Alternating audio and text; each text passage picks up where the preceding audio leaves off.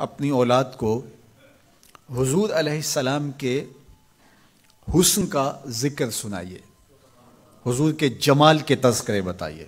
یہ انسانی فطرت ہے، یہ انسانی طبع ہے کہ اس کا حسن کی طرف میلان ہوتا ہے۔ جہاں بھی حسن ہو، چاہے وہ پھولوں کی نزاکت میں ہو، لطافت میں ہو، وہ کوس قضا کی رنگینی میں ہو، دھنک کی شوخیوں میں ہو، ساون کے چڑھتے بادلوں میں ہو، یا وہ جھیل کی بچھی ہوئی آنکھ میں ہو، یا پپیہے کی آواز میں ہو، بلبل کے خوبصورت لہجے میں ہو، کوئل کی دل نواز صدائے محبت میں ہو، حسن جہاں بھی ہوگا، جس روپ میں بھی ہوگا، دلکش ہوگا۔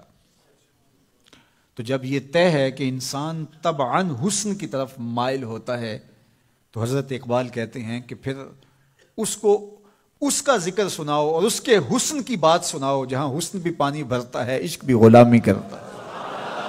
حضور کے حسن کا ذکر سناؤ۔ مکھ چند بدرشا متھے چمک دی لاٹ نورانی ہے، کالی زلف تے اکھ مخمور رکھی ہن مد بھریاں۔ کائنات میں بڑے سونے ہوں گے، بڑے جمیل اور حسین، مہوش اور خوبصورت ہوں گے، لیکن جو جمال اللہ نے آمنہ کے لال کو دیا وہ انہی کو ہی دیا ہے۔ لکھاں آئے لوک زمانے تے محبوب خدا جیا کوئی نہیں، لکھاں آئے لوک زمانے تے محبوب خدا جیا، لکھاں سونے بن بن بیندے نے او دی خاکے پا جیا کوئی نہیں، او دی خاکے پا جیا۔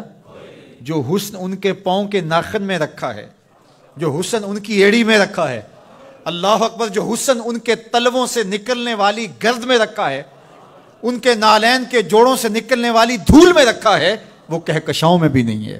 جس کے تلووں کا دھون ہے آب حیات، جس کے تلووں کا دھون آب حیات ہے، وہ جان مسیحا ہمارا نبی۔ اللہ اکبر۔ حضرت میمونہ بنت کردم رضی اللہ تعالی عنہ صحابیہ ہیں، فرماتی مجھے شوق ہوا حضور کو دیکھنے کا، تو میں اپنے باپ کے ساتھ حضور کو دیکھنے آئی، اور حضور ناقہ پہ سوار تھے، چہرے کی چمک کہ آنکھ نہیں اٹھتی تھی، کہاں ہمت کے اس جمال کی تابشوں کی تاب لا سکیں۔ تو کہا میرے میں ہمت نہ پڑی کہ جمال روح محمد کا نظارہ کروں، تو میری نظر ادب سے اور جلووں کے وفور سے جھک گئی، تو میں حضور کا چہرہ تو نہ دیکھ پائی، لیکن حضور سواری پہ بیٹھے تھے تو میری نظر حضور کے مبارک قدموں پہ پڑی۔ فما نسیتو فیما نسیتو طولا اسمہو، فرماتے ہیں کہ حضور کی مبارک انگلی کی لمبائی اور اس کا جمال، اس کا اعتدال، اس کا حسن، فرمایا مدتیں گزر گئیں، ابھی تک وہ سحر اترتا ہی نہیں ہے، ابھی تک وہ نشہ ہی نہیں اترا۔ کہا چہرے کو تو نہیں دیکھ سکی، لیکن میں حضور کی مبارک پاؤں کی ایک انگلی کی زیارت کی ہے، اور میری نظر بس وہی پڑی، اور ایک لمحے کے لیے پڑی، اور دوبارہ دیکھنے کی تاب بھی نہیں ہوئی، لیکن حضور کی انگلی کا وہ جمال اب تک میرے خیالوں میں بسا ہوا ہے۔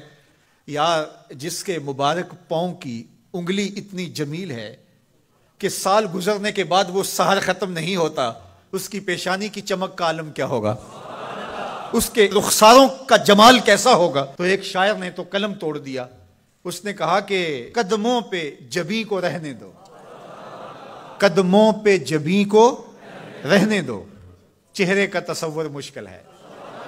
ذرا غور کیجئے، یہ میمونہ بنت کردم کی کہانی ہے، شاعر کی زبانی میمونہ بنت کردم کی کہانی، اور آپ کی سماعتوں کو چمک دے رہی ہے، اور میری زبان کو لطافت بخش رہی ہے۔ میری زبان میٹھی نہیں ہے، حضور کا نام میٹھا ہے۔ وہ کسی نے کہا تھا نا کہ میں بلبل خوش لہجائے گلزار نبی ہوں، میں بلبل خوش لہجائے گلزار نبی ہوں، میٹھی ہیں میری باتیں نمک خار نبی ہوں۔ میں میٹھا نہیں ہوں، میری زبان پہ جو نام ہے وہ نام میٹھا ہے۔ آپ کی سماعتوں میں رس گھل رہا ہے تو یہ نام محمد کی برکت ہے، اور روح کو تازگی مل رہی ہے، فرحت مل رہی ہے۔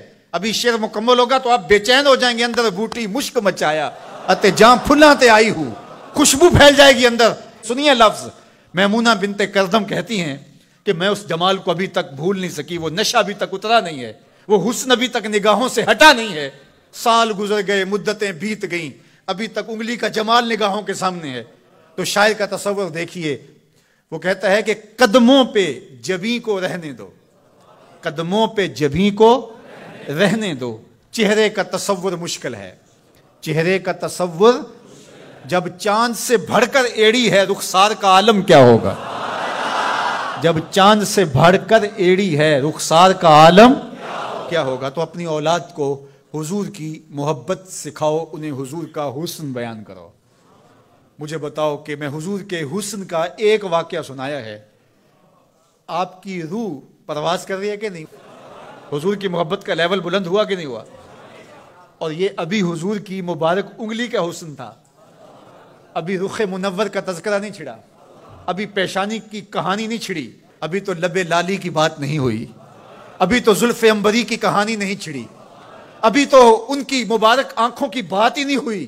کیا خوب سجن دیاں اکھیاں نے، کیا خوب سجن دیاں اکھیاں نے، جویں پر کے سرائیاں رکھیاں نے، ابھی تو ان آنکھوں کا تذکرہ نہیں چھڑا اور مازاق کے کجلوں کی کہانی نہیں چھڑی، ابھی تو ابروؤں کی بات نہیں ہوئی، ابھی تو لامبی پلکوں کا تذکرہ نہیں چھڑا، ابھی تو ید اللہ والے ہاتھوں کی بات ہی نہیں ہوئی، ابھی تو لم نشرہ کے سینے کا تذکرہ ہی نہیں ہوا، ابھی تو حضور کی مبارک زلفوں کے خم جن کو خدا بھی حمیم کہے، ابھی تو اس کی کہانی نہیں چھڑی، ابھی تو پاؤں کی انگلی کی بات ہے اور روح رقص کر رہی ہے۔ تو جب آپ اپنی اولاد کو حضور کے چہرے کا ذکر کریں گے، حضور کے جمال کی کہانی سنائیں گے، تو ان کے سینے میں حضور کا پیار پیدا ہوگا یا نہیں ہوگا؟